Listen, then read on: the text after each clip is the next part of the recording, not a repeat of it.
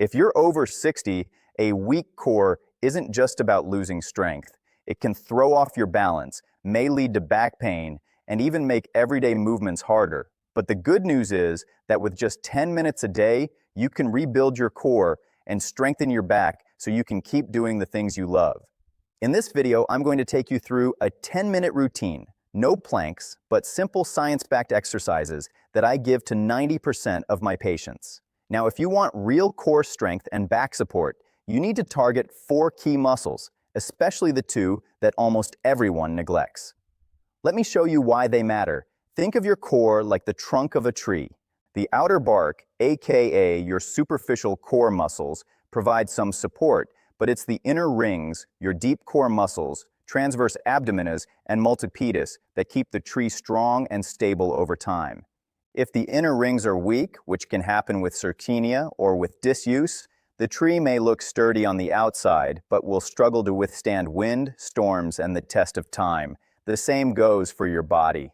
Without strong, deep core muscles, everyday movements like walking, climbing stairs, and standing tall become harder and a little bit less stable. But here's the good news. A major study analyzing 20 others found that core strength training significantly improves balance and mobility in older adults. By strengthening both the outer bark and deep inner rings of your core, you can stay strong, balanced, and pain-free for years to come. This is exactly what helped my 70-year-old patient Mary, who struggled with back and leg pain. She went from barely walking 15 minutes to enjoying the activities she loves again, and here are the exact exercises that worked for her, many of them which we'll be doing together shortly. So, now that you know why deep core strength is essential, let's dive into a simple 10-minute routine to target every key muscle of your core and back. It's gentle enough for people with back pain, stenosis, arthritis, or degenerative discs. Let's start by lying on your back, on a carpet, a mat, or even your bed. We're going to start with a quick warm-up and core activation exercise.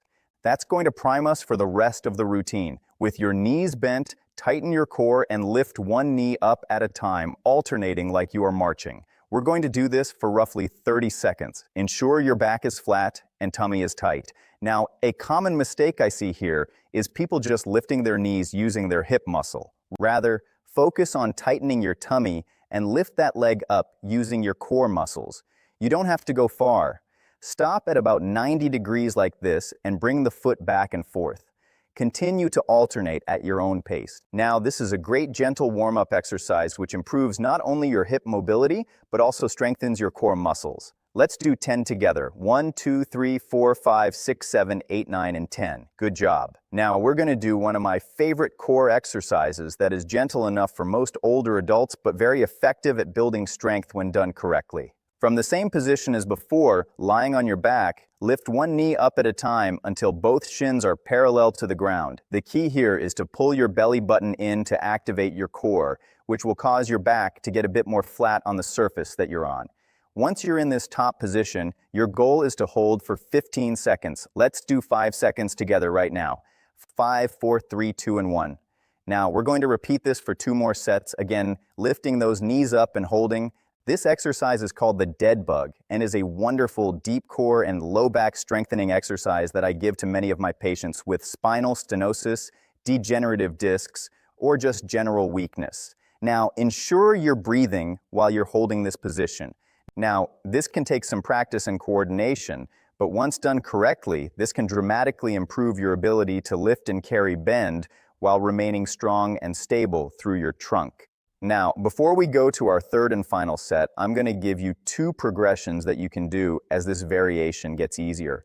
An intermediate version is where you lift your knees as well as your hands to the ceiling. This takes away the stability from your arms, which requires your core to work a bit harder. A more advanced version is where you kick your legs out one at a time while keeping your core engaged like this. Let's do one final set together. You can pick any of these versions holding for 10, 9, 8, 7, 6, 5, 4, 3, 2, and 1. Great job. Now, we're going to move to an exercise I learned at a back pain clinic, highly recommended by the surgeons for the core strength and the pain relief that comes from it. This exercise is called the modified crunch. lying on your back with your knees bent and feet flat. Again, place your hands on your thighs. From here, engage your abdominal muscles, imagining them slightly getting tighter while your low back gets flatter or maybe rounder against the surface that you're on.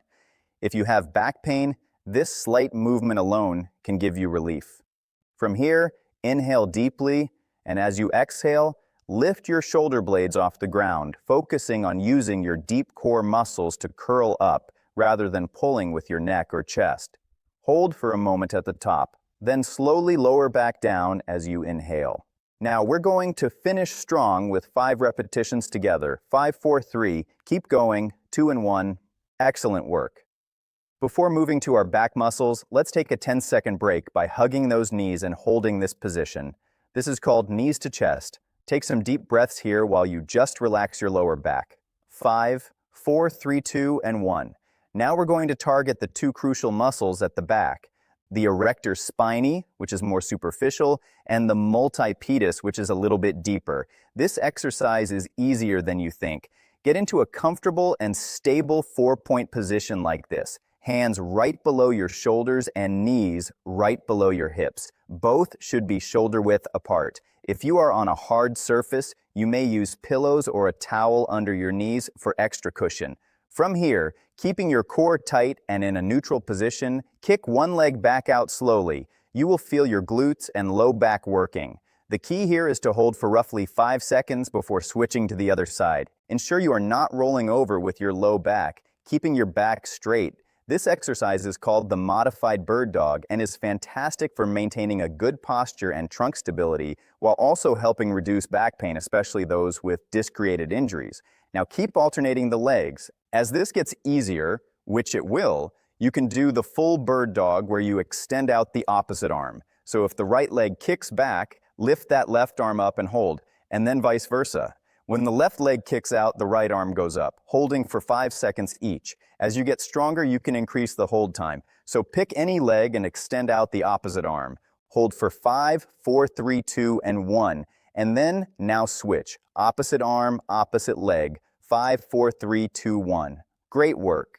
Now that we worked out our core muscles and our back muscles, it's a good idea to cool them down with a gentle stretch. You can either go back to the double knees to chest, as we did before, or while you are in this 4-point position, you can rock your hips back towards your heels. Gradually slide your hands forward and relax your upper back, neck, and shoulders as you settle into a wonderful stretch called the child's pose or prayer pose. This is a fantastic way to stretch out your entire spine and cool down the core muscles. Continue to hold, taking in deep inhales, followed by slow exhales in and out. In and out. Let's do one final inhale. In through the nose and out through the nose or mouth as you relax.